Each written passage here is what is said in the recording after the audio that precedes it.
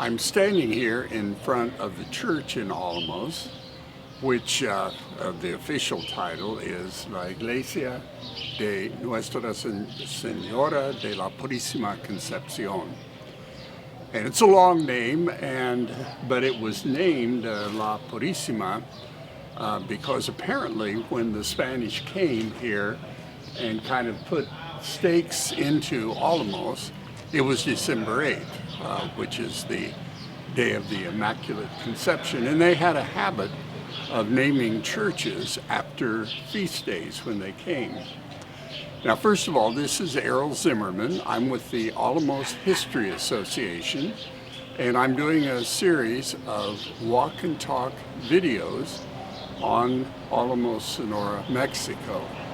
So today we're going to go inside to look at the things that are here within the church. Just a little introduction.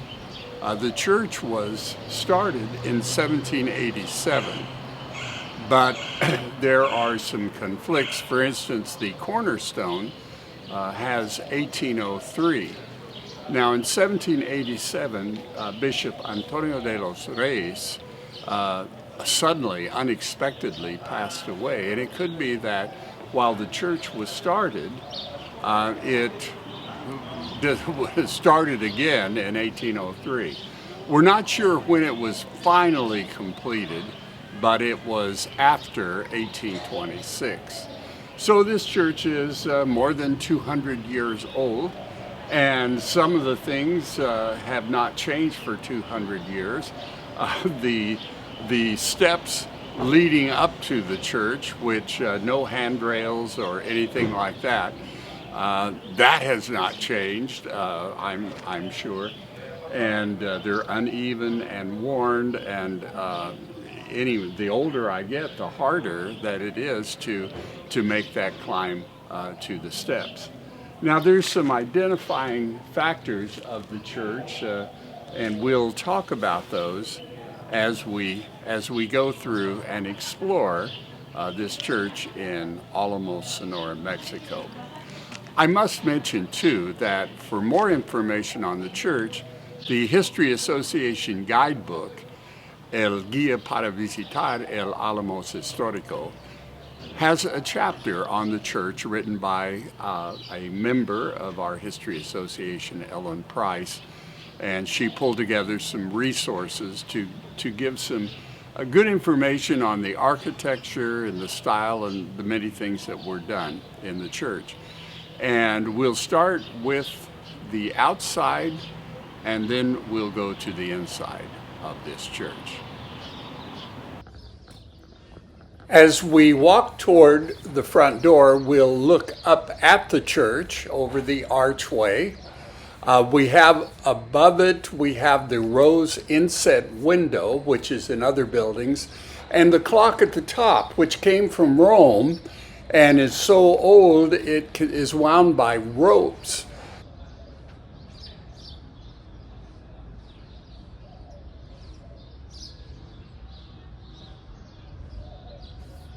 Moving over to the left of the church, we'll look up at the three-tiered bell tower, which was indicative of the late Baroque period.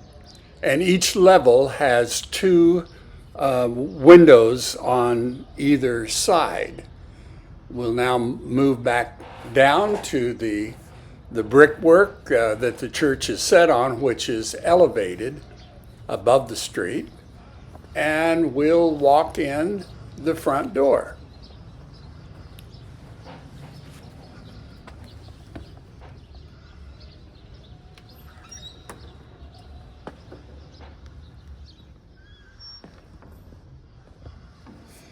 As you enter the church, you notice the three-tiered altar and also the Corinthian columns, which are beautiful, but which block the view when there is a performer or the homily is given at the front of the church.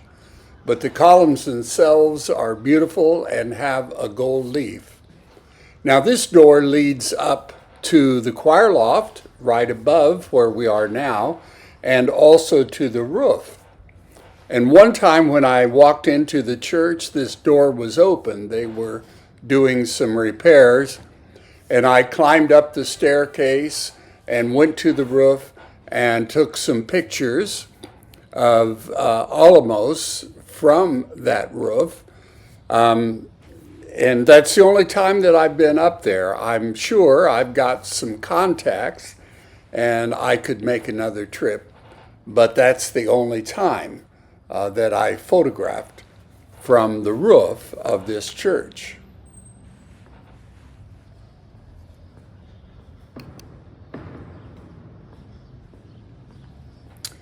Behind this door is the original baptistry. It's now kind of a storage area for the church. But it did have the baptistry bowl, which is now in a private home in Álamos. Some things from the church during the Revolution and during the Guerra Cristera, the Christian War, some things from the church were taken by families to protect them because Pancho Villa's troops and were not kind anyway to church buildings. Unfortunately, some of the things that were taken from the church have never been returned, and the baptistry, our town historian says, is used as a flower pot in one of the Álamos homes.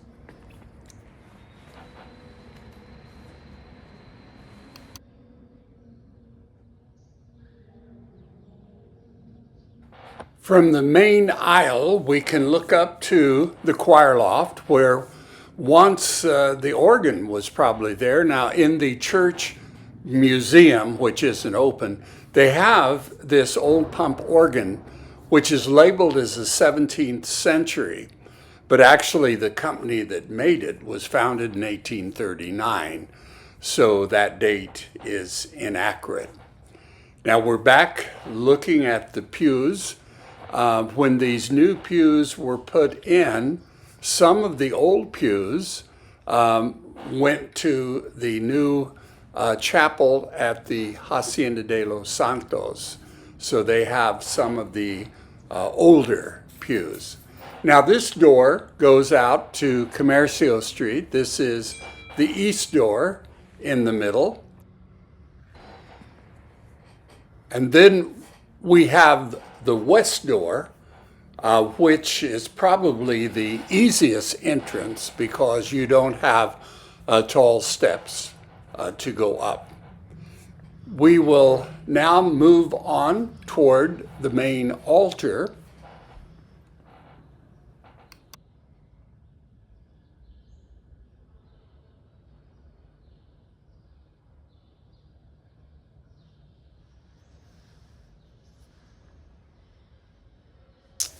And off to our right, we see the pulpit.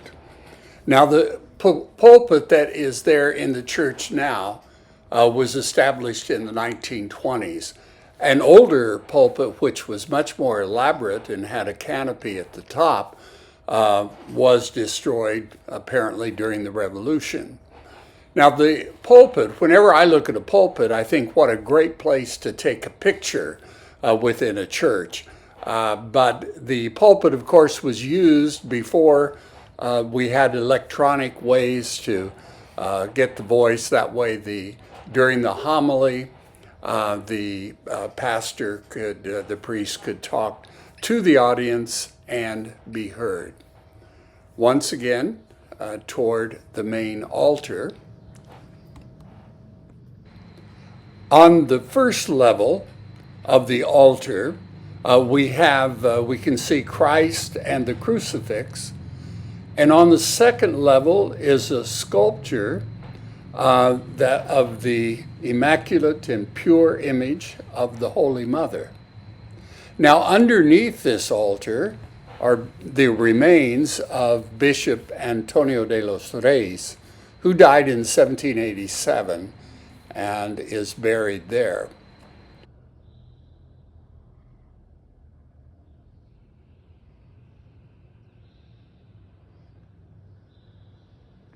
To the right of the main altar is the Chapel of San Jose, and underneath this chapel are the remains of Bartolomé Salido y Esodar, and there are many other remains, we believe, underneath the floor of this building. We have the prayer for rain. In fact, on either side of the main altar, we have two prayers. The one to my right is the prayer for rain, which is something that Álamos, the town, the municipio, always needs. The other side of the altar is the prayer for vacaciones, for workers, for priests, for lay people to continue the work of the forward. It's a huge problem in the Catholic Church. They're not getting enough priests to replace those who died. We're now walking toward the Sagrario, or the area anyway where the Eucharist is served. Before Vatican II, the communion was observed from the main altar, but that was changed at that time.